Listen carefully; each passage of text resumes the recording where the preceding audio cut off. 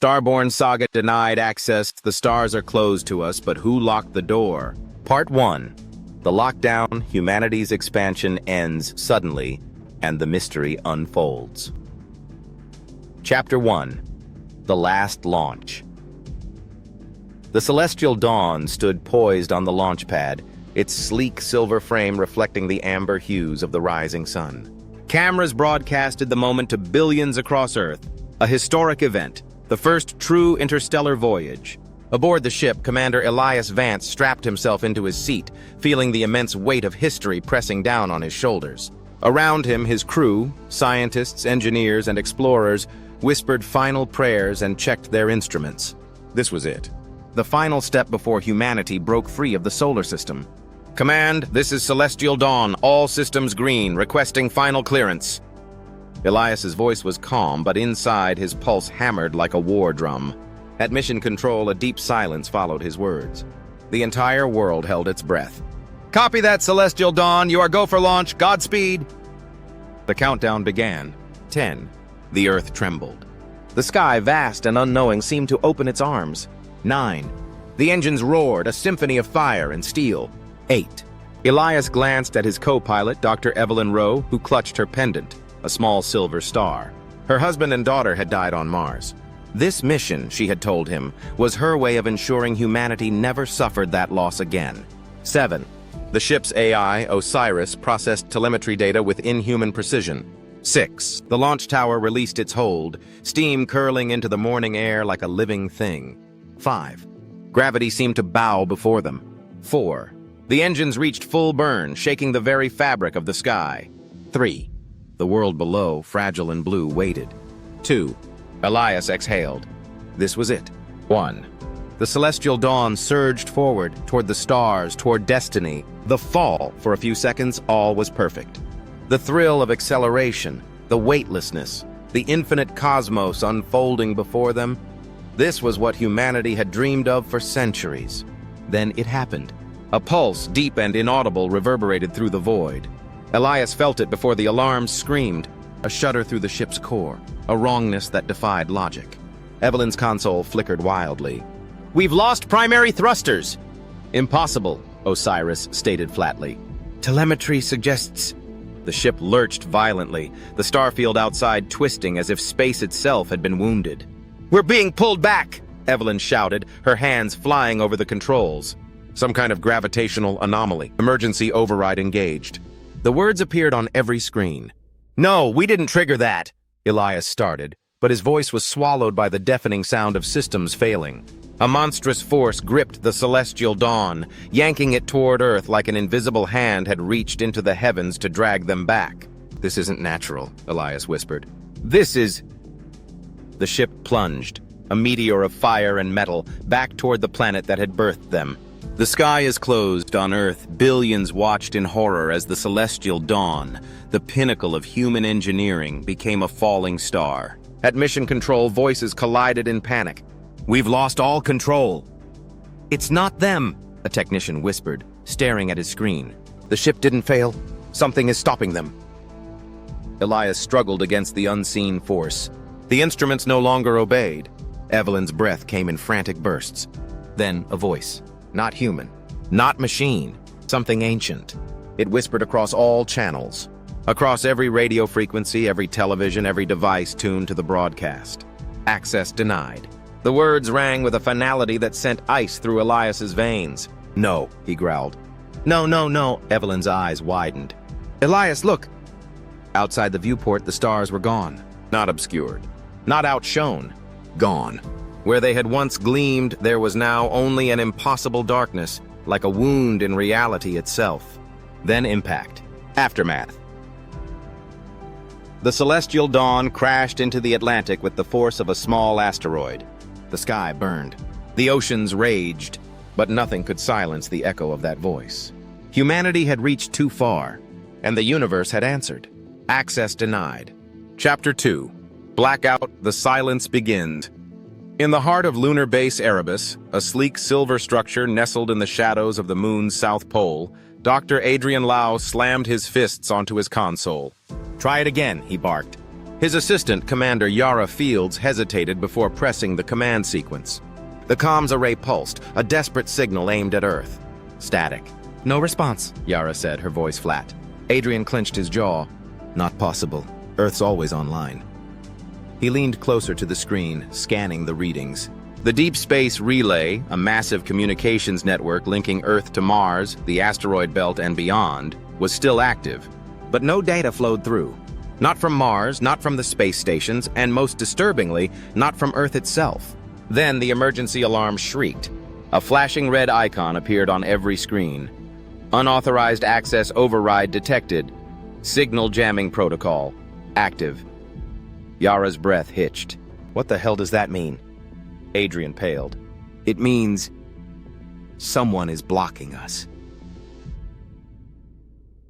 Mars goes dark on Mars Colony. Atlas, deep within the labyrinth of biodomes sheltering humanity's greatest off-world hope. Governor Elise Moreno stood in stunned silence. Screens in mission control. Mars flickered wildly, filling with red warnings. Earthlink lost. External transmissions blocked. Critical network failure. She turned to Dr. Amir Patel, the colony's chief scientist. "Tell me this is a glitch."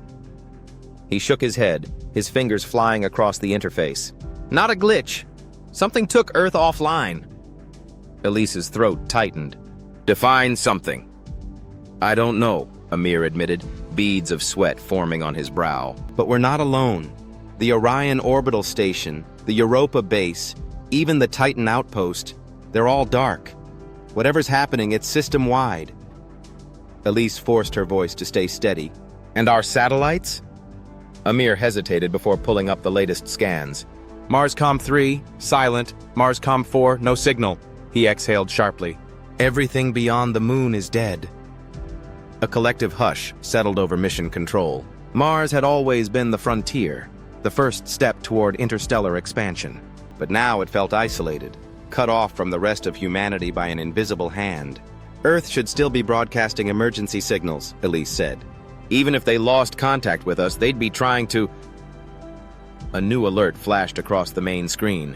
"Inbound signal detected. Source unknown." Elise's stomach churned. "Is it from Earth?" Amir checked the data. "No," he hesitated. "It's coming from the outer system, past Neptune." The room fell into absolute silence. Panic on Earth. In Washington, D.C., the Joint Space Security Summit had been hastily convened. Presidents, prime ministers, and military officials from the United States, China, Russia, the European Union, and India filled the war room. At the center of the chaos stood General Victor Kane, the U.S. Space Command's highest-ranking officer. He stabbed a finger at the large digital map of the solar system. 2 hours ago, we lost all contact with Mars, the Moon, and every deep space asset we have. His voice was a growl, thick with controlled fury. This is not a natural event. This is a coordinated attack. The French Prime Minister, a stern woman in her 50s, narrowed her eyes. By whom? Not us, said Admiral Wei Feng, China's representative. If we had a weapon capable of neutralizing the entire communications grid, we wouldn't be sitting here. Same goes for us, added Colonel Dmitry Volkov of Russia. The President of the United States, Margaret Holloway, folded her arms. Then who the hell are we dealing with? The room fell silent. Finally, Dr. Emily Carter, head of the SETI Institute, cleared her throat. There is one last transmission from the outer system. She tapped a button on her tablet. A hollow mechanical voice filled the chamber. Access denied. The words rippled through the room like a death knell. Admiral Fang turned pale. That is not human. Dr. Carter nodded grimly. No, it's not. For a moment, no one spoke. No one breathed. Then General Kane's voice cut through the silence like a blade. Ladies and gentlemen, I believe we've just been locked out of our own universe. Chapter 3. Global Panic, Washington, D.C. The White House Situation Room. The war room reeked of sweat and fear. Maps of the solar system flickered on the screens, displaying an eerie silence where humanity's colonies once reported their thriving existence. Mars, the Moon, Europa, and Titan dark. President Margaret Holloway gripped the table's edge, her knuckles white. Give me options, she demanded. General Victor Kane, his uniform crisp despite the exhaustion in his eyes, squared his shoulders. "Madam President, we must assume the worst. This is an act of war."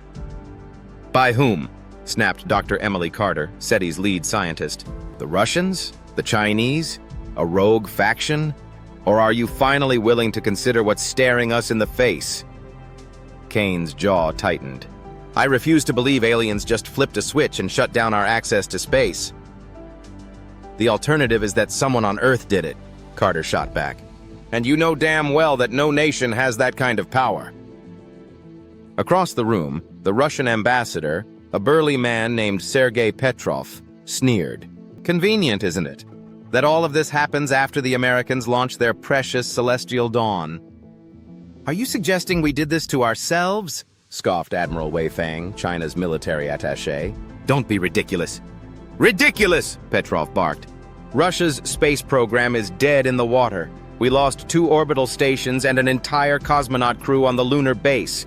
If this was sabotage, I promise you, we were not the ones holding the knife." The UK's Prime Minister, James Calloway, exhaled, his patience thin. "We can blame each other all we like, but the reality is, we're grounded." He gestured at the screen. "Until we understand why, all this finger-pointing is useless." President Holloway rubbed her temples. "What's the status on military readiness?" General Kane straightened. "The U.S. Space Force still has functional assets in low Earth orbit. If this is an attack, we're prepared to retaliate." "And if there's nothing to fight?" Holloway muttered. "Then what?" A beat of silence. No one had an answer. Beijing. Chinese Space Command Admiral Wei Fang had spent decades navigating military strategy, but this was different. In front of him, a holographic display of the solar system flickered, showing red X markers over every major Chinese space station. He turned to his lead scientist, Dr. Liang Shui, who looked as pale as the moon itself. "Status report." Dr. Liang hesitated. "Our satellites beyond lunar orbit are unresponsive." "Destroyed?" "No." He shook his head. "They're there. Their instruments are active, but..." He hesitated. "But what?" "They're trapped." Wei Fang's eyes narrowed. "Trapped?" Dr. Liang tapped his console, bringing up live footage from a deep space observatory on the far side of the moon. It showed a satellite, frozen in space, unmoving as if caught in an invisible web. "I don't understand," Liang admitted. "No natural force should be able to hold an object like this." Wei Fang stared at the image. A growing chill seeped into his bones. This was no war. This was containment. New York City. Civilians react. The breaking news ticker scrolled across every screen in Times Square. Global space blackout, Mars and Moon bases offline, US and Russia at odds. Pedestrians stopped in their tracks. Some whispered. Others screamed. James Ortega, a college student, stared at his phone. "Guys, this is some interstellar horror movie shit." His friend, Lena Park, exhaled sharply. "It's got to be a cover-up. Maybe we were never actually on Mars." "Shut up," muttered Dev Patel, a cybersecurity analyst nearby. "You really think this is fake?